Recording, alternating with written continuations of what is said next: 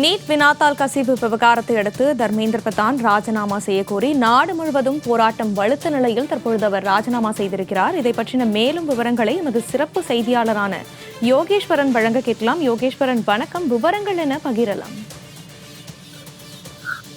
டெல்லி உட்பட நாடு முழுவதுமே மாணவர்களுடைய போராட்டம் தர்மேந்திர பிரதான் ராஜினாமா செய்ய வேண்டும் என தீவிரமடைந்து வந்த நிலையில் தற்போது ராஜினாமா கடிதத்தை பிரதமர் நரேந்திர மோடிக்கு மத்திய கல்வி அமைச்சர் அனுப்பியிருக்கிறார்.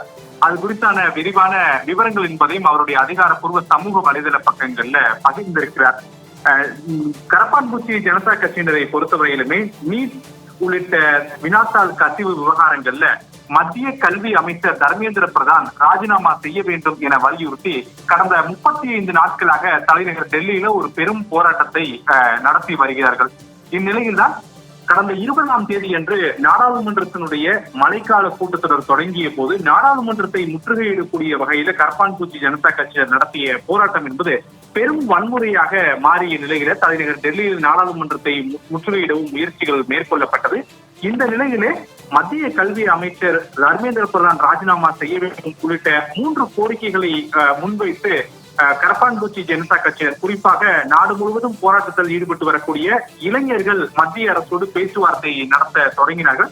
இந்த பேச்சுவார்த்தையின் போது 2 முக்கியமான கோரிக்கைகள் ஏற்றுக்கொள்ளப்பட்டது. ஒன்று, பாதிக்கப்பட்ட நீட் தேர்வில் பாதிக்கப்பட்ட மாணவர்களுக்கு தலா 1 கோடி ரூபாய் நஷ்ட ஈடு வழங்கக்கூடியது மத்திய அரசு ஏற்றுக்கொண்டது. இரண்டாவது, மாணவர்கள் நடத்திய போராட்டத்தின் போது காவல்துறையால் பதிவு செய்யப்பட்ட அந்த வழக்குகள் ரத்து செய்யப்பட வேண்டும் என்ற கோரிக்கையும் ஏற்றுக்கொள்ளப்பட்டது. ஆனால் மிக முக்கிய கோரிக்கையான மத்திய கல்வி அமைச்சர் தர்மேந்திர பிரதான் ராஜினாமா செய்ய வேண்டும் என்ற கோரிக்கையை மட்டும் பிரதமர் நரேந்திர மோடியோடு நாங்கள் ஆலோசித்துவிட்டு உறுதியளிப்பதாக தெரிவித்திருந்தார்கள். இந்த நிலையில்தான் இன்றைய தினம் மீண்டும் கரப்பான்பூச்சி ஜனதா கட்சியினரோடு மத்திய அரசு மீண்டும் ஒரு ஆலோசனை கூட்டத்தை 3வது முறையாக நடத்த திட்டமிட்டிருந்த நிலையில அந்த ஆலோசனை கூட்டம் தொடங்குவதற்கு சில நிமிடங்களுக்கு முன்பாக இந்த அதிகாரப்பூர்வ அறிவிப்பு என்பது வெளியாகி இருக்கிறது. மத்திய கல்வி அமைச்சர் தர்மேந்திர பிரதான் அவருடைய பதவியை ராஜினாமா செய்துவிட்டு பிரதமர் நரேந்திர மோடிக்கு ராஜினாமா கடிதம் என்பதை அனுப்பியிருக்கிறார். இனி வரக்கூடிய நேரங்கள்ல பிரதமர் நரேந்திர மோடி மத்திய கல்வி அமைச்சருடைய ராஜினாமாவை குடியரசுத் தலைவருக்கு பரிந்துரைப்பார். குடியரசுத் தலைவர் அதனை அதிகாரப்பூர்வமாக ஏற்றுக்கொண்டு ராஜினாமா அவருடைய பொறுப்பிலிருந்து விடுவிப்பார். அதற்கான அதிகாரப்பூர்வ அறிவிப்பு என்பதும் இன்னும் சில மணி நேரங்கள்ல குடியரசுத் தலைவர் மாளிகையால் வெளியிடப்படும் என எதிர்பார்க்கப்படுகிறது. மாணவர்களுடைய பெரும் போராட்டத்திற்கு மத்திய அரசு பணிந்திருக்கிறார்கள் என்பதை இந்த அதிகாரப்பூர்வ அறிவிப்பின் மூலமாக நாம் புரிந்து கொள்ள முடிகிறது. அதற்கான காரணம் பல கட்ட பேச்சுவார்த்தைகள் கரப்பான்பூச்சி ஜனதா கட்சியரோடு மத்திய அரசு மேற்கொண்டாலும் கூட அவர்களுடைய ஒரே ஒரு பிரதான கோரிக்கை என்பது மத்திய கல்வி அமைச்சர் தர்மேந்திர பிரதான் தன்னுடைய பதவியை ராஜினாமா செய்ய வேண்டும். இல்லை, பிரதமர் நரேந்திர மோடி இந்த விவகாரத்தில் தலையிட்டு மத்திய கல்வி அமைச்சரை பதவியிலிருந்து விலக்கப்பட வேண்டும். இந்த ஒரு கோரிக்கையை நிறைவேற்றினால் தங்களுடைய போராட்டம் முடித்துக் கொள்ளப்படும் என அவர்கள் அழுத்தம் திருத்தமாக தெரிவித்திருந்தார்கள். நேற்றைய தினம் கூட மத்திய அமைச்சர் JP நட்டா, ஜிதேந்திர சிங் உள்ளிட்டோரோடு நடைபெற்ற பேச்சுவார்த்தையின் போது கூட ராஜினாமா என்ற ஒற்றை முடிவு மட்டுமே தங்களுக்கு வேண்டும், ராஜினாமா செய்ய முடியும் அல்லது செய்ய முடியாது என்ற பதிலை மட்டும் எங்களுக்கு சொல்லுங்கள், வேறு எந்த பதிலும் தேவையில்லை என்று மாணவர்கள் மிக அழுத்தமாக தெரிவித்திருந்தார்கள். இந்த நிலையிலே நேற்று இரவு பிரதமர் நரேந்திர மோடி தலைமையில ஒரு முக்கியமான ஆலோசனை கூட்டம் நடைபெற்றது. இன்று காலையிலும் பல கட்ட ஆலோசனை கூட்டங்கள் நடைபெற்ற நிலையிலே இந்த ஆலோசனை கூட்டங்களுக்கு பிறகு மத்திய கல்வி அமைச்சர் தர்மேந்திர பிரதான் தன்னுடைய பதவியை ராஜினாமா செய்து ராஜினாமா கடிதத்தை குடியரசுத் தலைவருக்கும் பிரதமருக்கும் அனுப்பியிருக்கிறார். இன்னும் சில மணி நேரங்கள்ல இந்த ராஜினாமா என்பது அதிகாரப்பூர்வமாக ஏற்றுக்கொள்ளப்பட்டு குடியரசுத் தலைவர் மாளிகையால் ராஜினாமா ஏற்றுக்கொள்ளப்பட்டதாக அந்த அறிவிப்பு என்பதும் வெளியிடப்பட இருக்கிறது. யோகேஸ்வரன், தொடர்ந்து பேசலாம். ஆலோசனைக்கு முன்பாகவே இவரது ராஜினாமா எப்படி பார்க்கப்படுகிறது, மேலும் இது அரசியல் வட்டாரங்களில் எப்படி பார்க்கப்பட்டு வருகிறது?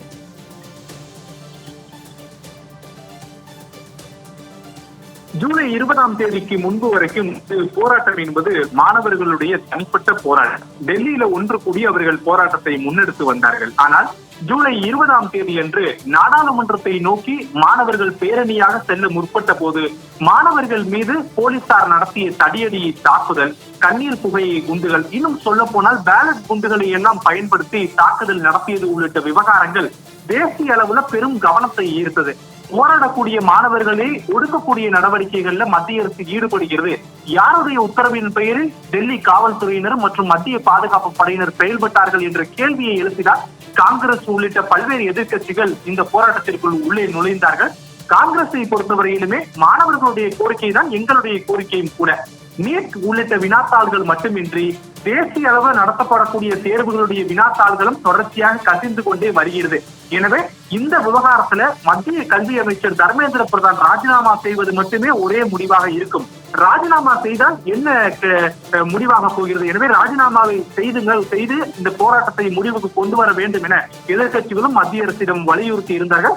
ஆனால் மத்திய அரசை பொறுத்தவரையிலுமே நேற்று பிற்பகல் செய்தியாளர் சந்திப்பின் போது 24 மணி நேரங்கள் தங்களுக்கு நேரம் கொடுக்க வேண்டும், அந்த நேரத்திற்குள் நாங்கள் உரிய முடிவை நாங்கள் ஆலோசித்து சொல்கிறோம் என தெரிவித்திருந்தார்கள். இந்த நிலையில் தான் இன்னும் சற்று நேரத்தில் 3வது கட்ட அந்த பேச்சுவார்த்தை என்பது மத்திய அரசுக்கும் கரப்பான்பூச்சி ஜனதா கட்சியினருக்கும் தொடங்க இருந்த நிலையில மத்திய அரசினுடைய இந்த அறிவிப்பு என்பது வெளியாகி இருக்கிறது. குறிப்பாக மத்திய கல்வி அமைச்சராக இருந்த தர்மேந்திர பிரதான் அவருடைய அதிகாரப்பூர்வ சமூக வலைதள பக்கங்கள்ல நாடு முழுவதுமே போராடி வரக்கூடிய மாணவர்களுக்கு ஒரு கடிதங்கள் மூலமாக தான் தன் ராஜினாமா செய்துவிட்டேன் என்ற அறிவிப்பையை வெளியிட்டிருக்கிறார். தர்மேந்திர பிரதானை பொறுத்தவரையிலுமே கடந்த 40 ஆண்டுகளாக மாணவர்களுக்காக நான் உழைத்ததாக அவர் தன்னுடைய கடிதத்துல குறிப்பிட்டிருக்கிறார். அதே நேரத்துல கடந்த 2026 மே 3ஆம் தேதி நடைபெற்ற நீட் வினாத்தாள் தேர்வுகள்ல முறைகேடுகள் கண்டறியப்பட்ட பிறகு உடனடியாக மத்திய அரசு அதனை கவனத்தில் கொண்டு விசாரணையை சிபிஐ வசம் ஒப்படைத்தது என்றும் தேர்வு ரத்து செய்யப்பட்டு மறு தேர்வு என்பது முறைப்படி நடத்தப்பட்டது. இருப்பினும் மாணவர்கள் தேசிய அளவில் அந்த போராட்டத்தை முன்னெடுத்து வருவதன் காரணமாக தன்னுடைய பதவியை ராஜினாமா செய்கிறேன் என அந்த கடிதத்தில் தெரிவித்திருக்கிறார். மாணவர்களுக்கு எழுதியிருக்கக்கூடிய அந்த கடிதத்தின் மூலமாக மட்டுமே இந்த விவகாரம் என்பது தற்போது ராஜினாமா செய்திருக்கிறார் என்பது நமக்கு தெரிய வந்திருக்கிறது.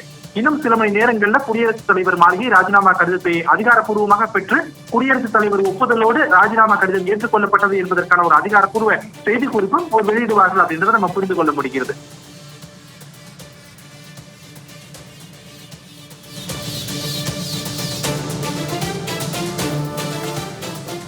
கடந்த 10 நாட்களாக நடந்த சம்பவங்களை பார்த்து என் மனம் வேதனை அடைந்தது என்றும் அவர் அந்த கடிதத்தில் குறிப்பிட்டிருக்கிறார். இன்று வார இறுதி நாள் என்பதால் மாணவர்களுடைய போராட்டம் மேலும் வலுவடையும் என்று எதிர்பார்க்கப்பட்டது.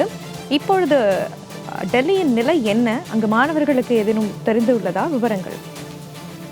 சற்று நேரத்துக்கு முன்பாக நம்ம ஒரு செய்தியை வெளியிட்டிருந்தோம். டெல்லியில மீண்டும் வன்முறை தொடங்கி இருக்கிறது. வன்முறை என்றால் அது காவல்துறையினருக்கும் பாதுகாப்பு படையினருக்கும் மாணவர்களுக்கும் இடையே மீண்டும் தாக்குதல் தொடங்கியது. ஜந்தர் மந்தருக்கு அருகாமையில் இருக்கக்கூடிய ஒரு பகுதியில உடனடியாக மாணவர்கள் ஒன்று சேர்ந்து கோஷங்களை எழுப்ப தொடங்கிய போது டெல்லி காவல்துறையினர் வானத்தை நோக்கி துப்பாக்கி சூடு நடத்தினார்கள். குறிப்பாக கண்ணீர் புகை குண்டுகளை சுட்டார்கள். இதன் காரணமாக மீண்டும் ஜந்தர் மந்தர்ல ஒரு பெரும் பரபரப்பு சூழல் என்பது நிலவியது. இப்போதும் கூட ஜந்தர் மந்தரனுடைய பல பகுதிகளில் கோஷங்களை எழுப்பி மாணவர்கள் தங்களுடைய போராட்டங்களை தொடர்ந்து வருகிறார்கள். இந்த ராஜினாமா கடிதம் கிடைக்கப்பெற்றதாக இன்னும் இவர்களுக்கு அதிகாரப்பூர்வமாக போராட்ட குழுவினருக்கு தெரிவிக்கப்படவில்லை.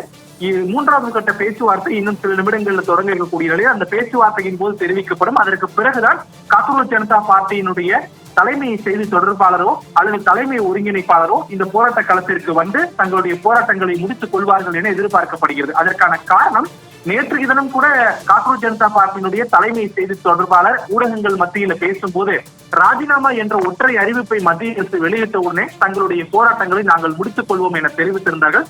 எனவே தர்மேந்திர பிரதான் அவருடைய கடிதத்தின் மூலமாக தான் ராஜினாமா செய்துவிட்டேன் என்பதை அறிவித்திருக்கிறார். ஆனால் குடியரசுத் தலைவர் அதை அதிகாரப்பூர்வமாக ஏற்றுக்கொண்டு குடியரசுத் தலைவர் மாளிகையில் ராஜினாமா கடிதம் ஏற்றுக்கொள்ளப்பட்டது என்று அறிவிக்கப்பட்ட பிறகுதான் இந்த போராட்டம் முடிவுக்கு வரும் என எதிர்பார்க்கப்படுகிறது. அப்படியான ஒரு சூழல் தான் ஜந்தர் மந்தரில் நிலவுகிறது. ஜந்தர் மந்தரை பொறுத்தவரையிலுமே இன்னும் சில மணி நேரங்கள்ல தலைமை ஒருங்கிணைப்பாளர்கள் ஒரு உரையை நிகழ்த்துவார்கள் என சொல்லப்படுகிறது. அந்த உரையின் போதுதான் இந்த 10 நாட்களாக குறிப்பாக இந்த ஜூலை 20ஆம் தேதிக்கு பிறகும் சரி, அதே போல ஜூன் 3ஆம் தேதியிலிருந்து தொடங்கி நடைபெற்று வரக்கூடிய போராட்டம் சரி முடிவுக்கு கொண்டு வரப்படுகிறது என்பதை அறிவிப்பார்கள் என எதிர்பார்க்கப்படுகிறது. டெல்லியை பொறுத்தவரையிலுமே ஒரு பதற்றமான சூழல் தான் கடந்த 4 நாட்களாகவே நிலவி வருகிறது. ஜூலை 20ஆம் தேதி காவல்துறையின் நடத்திய தாக்குதலுக்கு பிறகு டெல்லி மட்டுமல்ல, பீகார் தலைநகர் பாட்னா, மகாராஷ்டிராவினுடைய மும்பை உள்ளிட்ட பல இடங்கள்ல மாணவர்களுடைய போராட்டம் என்பது வீரியம் அடைந்ததன் விளைவாகவே மத்திய கல்வி அமைச்சர் தர்மேந்திர பிரதான் தன்னுடைய பதவி என்பதை ராஜினாமா செய்திருக்கிறார். ராஜினாமா என்ற முடிவு ஏற்கப்பட்டிருப்பதாக இன்னும் சில மணி நேரங்களில் குடியரசுத் தலைவர் மாளிகையிலிருந்து அதிகாரப்பூர்வ அறிவிப்பு வந்தவுடனே டெல்லியில போராட்டம் நடத்தக்கூடிய காங்கிரஸ் ஜனதா பார்ட்டியினர் மற்றும் மாணவர்கள் தங்களுடைய போராட்டங்களை வாபஸ் பெற்றுக் கொள்வார்கள் என்றே சொல்லப்படுகிறது களத்தில்.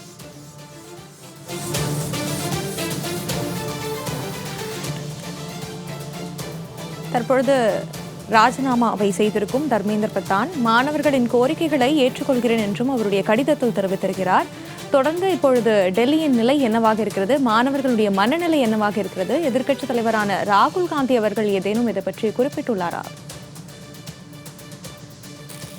சரியா ஒரு 13 நிமிடங்கள் தான் ஆகிறது. தர்மேந்திர பிரதான் அவருடைய அதிகாரப்பூர்வ அந்த பிரதமருக்கு எழுதியிருக்கக்கூடிய கடிதத்தில் என்னென்ன அம்சங்களை எல்லாம் தான் தெரிவித்திருக்கிறேன் நாட்டில் இருக்கக்கூடிய இளைஞர்களுக்கு குறிப்பிட்டு, எனவே இனி வரக்கூடிய நேரங்கள்ல தான் அரசியல் கட்சியினுள் இது தொடர்பான கருத்துக்களோ, ராகுல் காந்தி இந்த விவகாரத்தில் தொடர்ந்து 2 நாட்களாக செய்தியாளர்களை சந்தித்து வருகிறார். இன்று செய்தியாளர் சந்திப்புவார் என்று காங்கிரஸ் கட்சி தரப்புல ஏற்கனவே நாம் விசாரிக்கப்படும் போது சொல்லப்பட்டது. செய்தியாளர் சந்திப்பு மாலையில இருக்கும் என்று சொல்லப்பட்டது. எனவே அந்த மாலையில நடைபெறக்கூடிய செய்தியாளர் சந்திப்பின் போது காங்கிரஸ் தன்னுடைய நிலைப்பாட்டை இந்த விவகாரங்கள்ல தெரிவிப்பார்கள் என சொல்லப்படுகிறது. இன்னொரு விஷயத்தை நம்ம கவனிக்கப்பட வேண்டிய ஒன்று, நாடாளுமன்றம் இன்று மற்றும் நாளை விடுமுறை, சனி மற்றும் ஞாயிற்றுக்கிழமை. திங்கட்கிழமை இந்த வினாத்தாள் கசிவு விவகாரங்களை தடுப்பதற்கான ஒரு முக்கியமான மசோதாவை இருக்கலாம்.